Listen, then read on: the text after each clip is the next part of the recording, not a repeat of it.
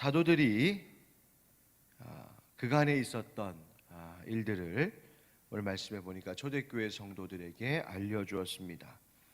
그간에 있었던 일들이라고 하는 것은 뭐냐면 베드로와 요한이 성전 미문 앞에서 걷지 못한 자를 고치는 그 놀라운 치료의 일, 그리고 그 일로 사내들인 공회에 잡혀가서 신문도 받고 또 협박도 당했던 그러한 일 등입니다.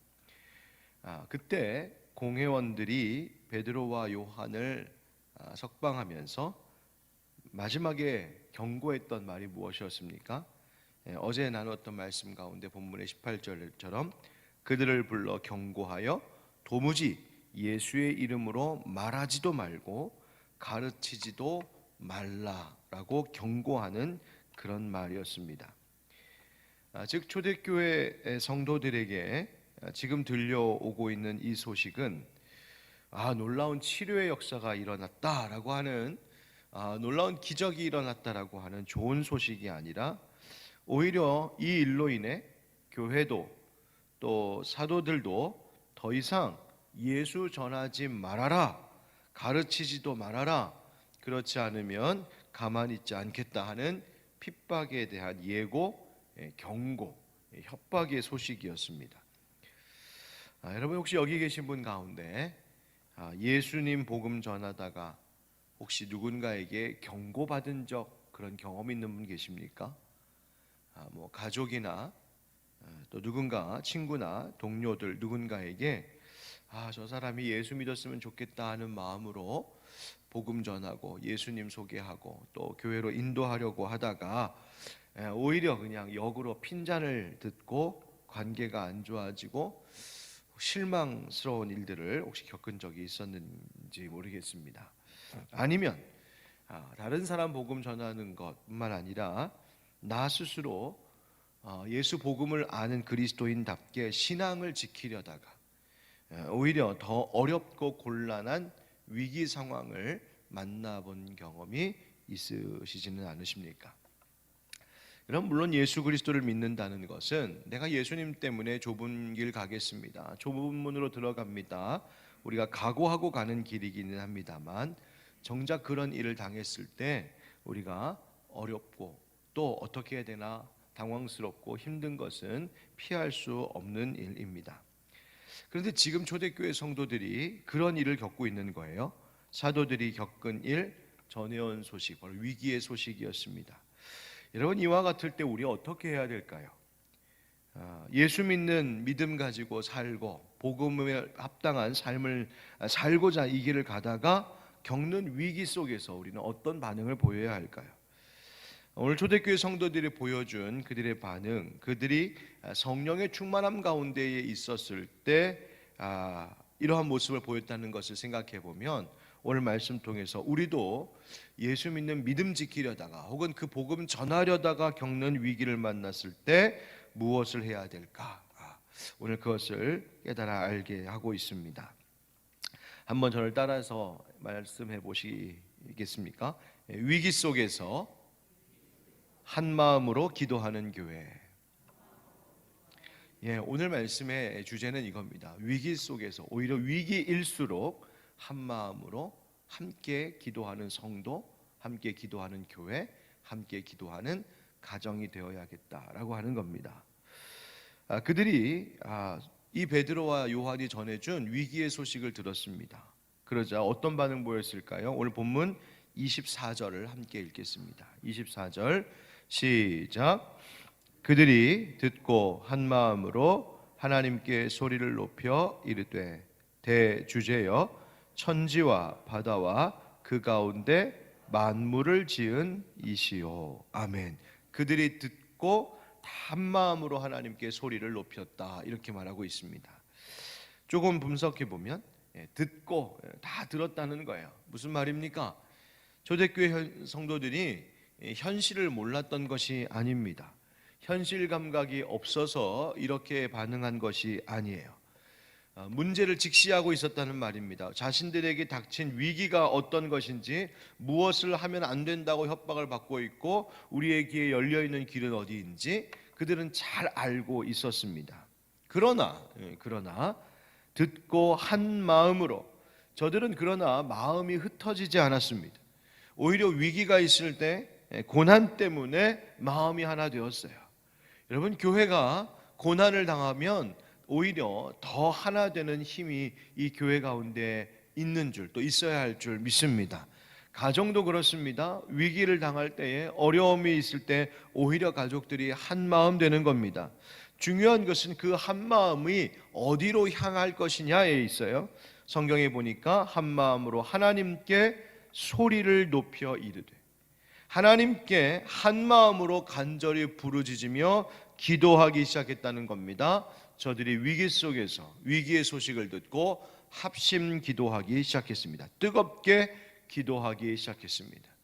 여러분, 여기 모여있는 우리 새벽 기도에 함께하는 성도님들도, 가정에서 영상을 통하여 함께하고 있는 우리 지체들, 우리 모든 믿음의 식구들이 삶의, 인생에, 또 교회 신앙적으로 여러 어려움이 닥쳐올 때 그것 때문에 마음이 흩어지는 것이 아니라 오히려 그 고난의 일 때문에 우리가 예수 안에서, 성령 안에서 더욱 한 마음으로 기도하는 우리 교회와 모든 가족들 되기를 예수님의 이름으로 축원드립니다. 우리가 더 기도해야 될 때란 말이에요. 자, 뭐라고 기도했을까요? 뭐라고 기도했는지도 주목해 볼 만합니다.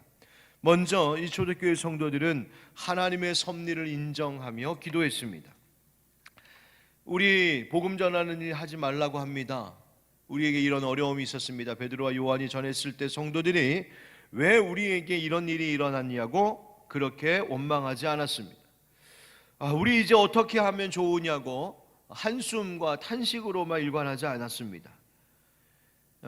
이제 이 나라에, 그 땅에, 예루살렘에 힘 있는 자들이 지금 예수 믿는 자들을 주목하고 예수 전하는 일 멈추라고 하는데, 우리 이제 뭐 하면 좋겠냐고, 우리 어떻게 해야 되겠냐고 그렇게 땅을 치면서 그렇게 탄식하고 있지 않습니다. 오히려 뭐라고 25절에 그들이 기도하고 있냐면, 하나님의 말씀이 이루어졌군요, 이렇게 찬양하고 있습니다.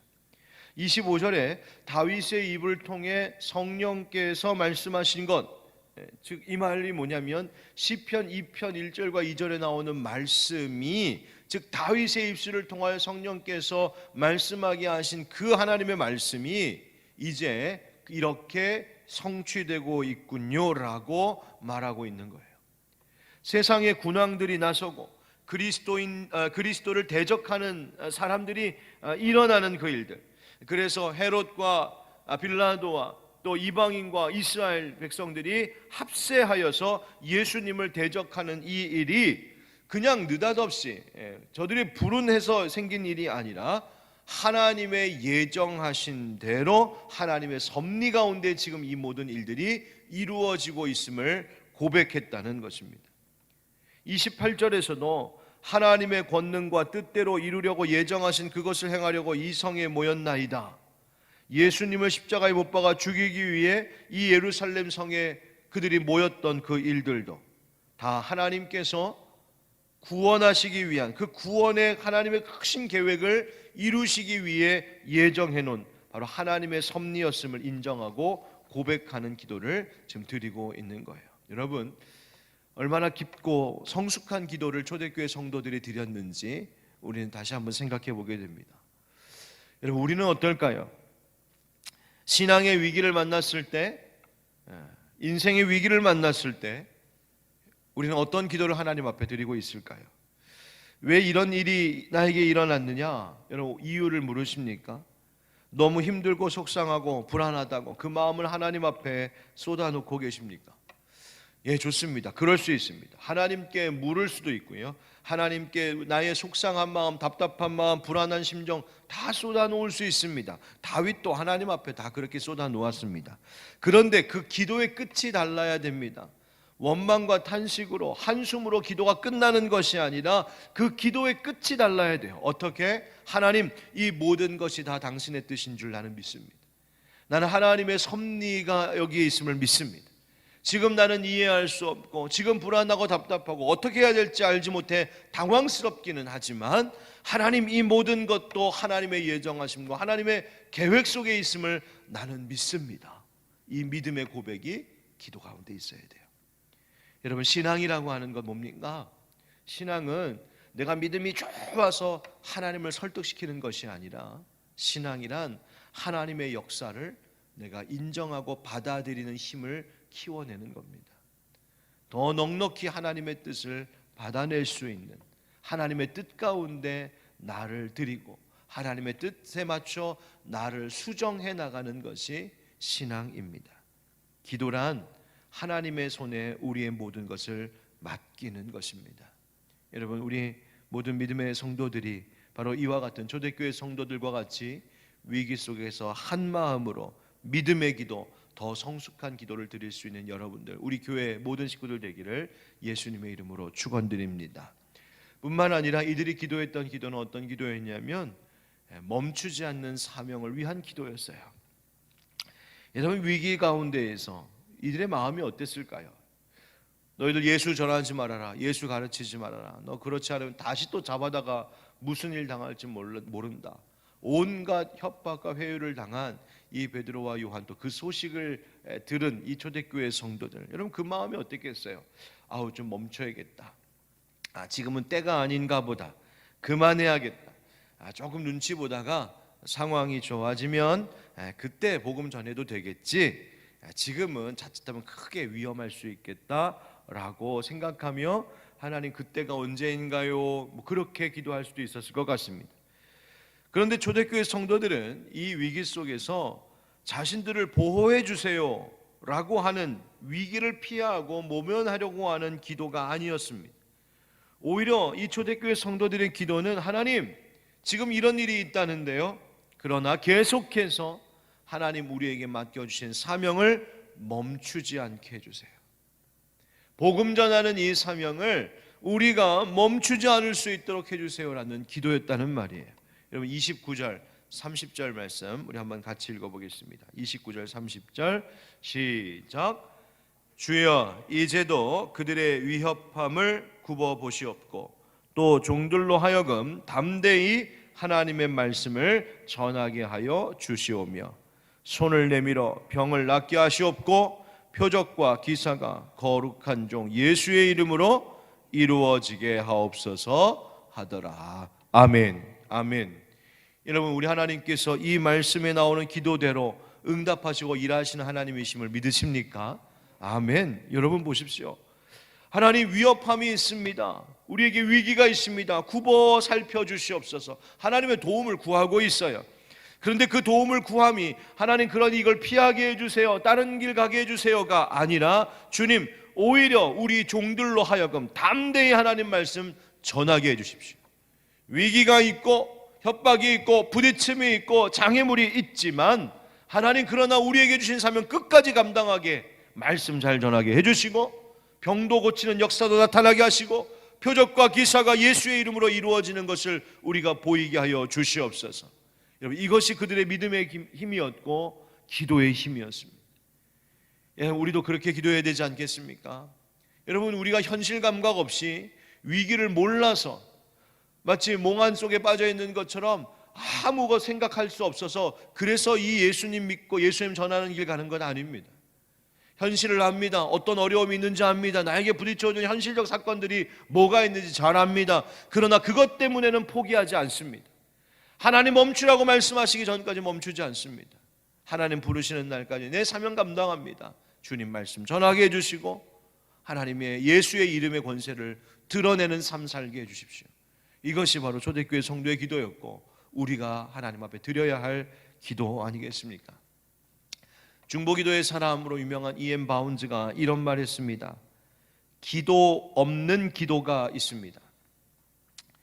기도 훈련을 받지 않은 입술과 마음이 하는 기도, 예수 그리스도와 조화되지 못한 삶에서 나오는 기도입니다. 기도의 형식과 동작은 있으나 진정한 기도의 마음이 없는 기도입니다. 기도 없는 기도는 절대로 하나님을 감동시켜 응답하시게 하지 못합니다. 야고보 사도는 바로 이런 기도를 이렇게 말했습니다. 너희가 얻지 못함은 구하지 아니하기 때문이요 구하여도 받지 못함은 정욕으로 쓰려고 잘못 구하기 때문이라고 말입니다. 여러분, 기도 없는 기도라는 것이 무엇일까요? 기도 없는 기도, 그것은 나를 위한 기도입니다. 진정한 기도란 뭘까? 나의 안위를 위한 기도, 나의 필요를 위한 기도, 나의 답답함만 토로하는 기도, 거기서 끝나는 것이 아니라 오늘 성경은, 오늘 초대교회 성도들은 진짜 기도가 있는 기도란 하나님의 뜻을 아는 기도요, 그 하나님의 뜻 앞에 나를 온전히 드리는 기도라고 분명히 말하며 도전해주고 있습니다. 여러분, 이 기도가 우리 가운데 되살아날 수 있기를 간절히 소망합니다. 나를 위하여서 나에게 맞춰가는 기도가 아니라 하나님께 맞춰가는 기도, 하나님께 나의 모든 것을 맡길 줄 아는 그 기도가 지금 우리에게 더 필요합니다. 자, 기도하면 어떤 일이 일어날까요? 31절 말씀 함께 읽겠습니다. 31절 시작. 빌기를 다하매 모인 곳이 진동하더니 무리가 다 성령이 충만하여 담대히 하나님의 말씀을 전하니라. 아멘. 하나님 그 기도한 대로 응답하셨어요. 여러분 보십시오. 이 위기 속에서 기도할 때 하나님께서 저들을 위기에서 모면할 수 있도록, 위기를 모면할 수 있도록, 위기의 길에서 저들을 위기를 피할 수 있도록 하신 것이 아니라 오히려 빌기를 다할 때에 성령의 충만함을 부어주셔서 그 위기를 이겨나갈 수 있게 하시고 그 길에서 끝까지 말씀 전하는 사명을 감당할 수 있게 하셨다는 거예요. 여러분, 우리도 마찬가지입니다. 기도해야 할 일 할 수 있는 줄 믿습니다. 기도해야 성도가 성도되고 교회가 교회됩니다. 여러분, 이 빌기를 다하여 기도할 때 성령의 충만함이 있었고 그 성령의 충만함 속에서 비로소 초대교회의 모습이 우리 가운데 이렇게 증언됩니다. 바로 32절부터 나오는 초대교회의 모습이 바로 그것 아니겠습니까? 32절에 믿는 무리가 한 마음과 한 뜻이 되어 모든 물건을 서로 통용하고 자기 재물을 조금이라도 자기 것이라 하는 이가 하나도 없더라. 아멘.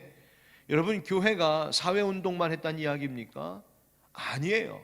이들이 자기의 것을 다 내어주며 서로 통용할 수 있었던 것은 이전에 위기 속에서 저들이 믿음으로 한 마음으로 기도했었던 바로 그 경험 때문이었습니다. 함께 기도했으니 한 마음이 되었고 함께 기도했을 때 한 성령이 임하였으니 저들이 한 가족 한 몸이 되었죠. 그러니 네 것 내 것 할 것 없이 함께 통용할 수 있었던 거예요. 그 이후로 어떤 교회의 모습이 나옵니까? 예수의 부활을 증언하는 것, 그 다음에 가난한 사람이 없었던 이유가 밭과 집 있는 자들, 가진 자들, 소유가 있는 자들이 그것을 팔아서 하나님의 교회 앞에, 사도들 발 앞에 그것을 내어놓음으로 그 판 것 가지고 이 어려운 이들에게 나누어졌던 일들, 그 대표적인 인물이 바로 바나바라고 하는 그가 37절 보니까 그가 밭이 있음에 팔아서 그 값을 가지고 사도들의 발 앞에 두니라. 여러분, 이 아름다운 나눔과 헌신의 일들이 어떻게 가능했을까? 성령의 충만함 때문이었고 기도하는 자들에게 이 성령의 충만함이 있었다는 거예요. 자, 성도 여러분, 하나님 오늘 이 말씀 우리에게 왜 주고 계실까? 우리 하늘빛 광성교회 이제 단기적 일상 회복 가운데에 예배와 모든 모임들을 이제 회복해 나가고 있는 이때에 하나님 우리에게 주신 이유가 있을 거라 생각합니다. 여러분, 우리 교회가 정말 교회 되려면 어떤 위기 속에서도 한 마음으로 합심하여 기도하는 교회 되어야 할 줄 믿습니다. 여러분, 이제 목장 모임 가능합니다. 접종 완료하신 분들 10명까지 교회 안에서 함께 모여서 예배할 수 있습니다. 목장 모임도 가능하고요, 기도 모임도 가능합니다. 여러분, 우리 함께 현장에서 다시 기도하고 찬양하는 그 소리를 높임으로 하나님께서 우리의 삶에 성령의 충만함을 부어주시는 그 은혜 누리는 우리 교회의 모습 다시 회복해 나갈 수 있기를 간절히 소망합니다. 예수님 마태복음 18장에 분명히 말씀하신 것처럼 너희에게 이르노니 너희 중에 두 사람이 땅에서 합심하여 무엇이든지 구하면 하늘에 계신 내 아버지께서 그들을 위하여 이루게 하시리라. 아멘. 그 하신 말씀 그대로 두세 사람이 함께 모여 기도하고 힘쓰는 그 성령의 일에 힘쓰는 우리 모두가 되기를 예수님의 이름으로 축원드립니다. 아멘.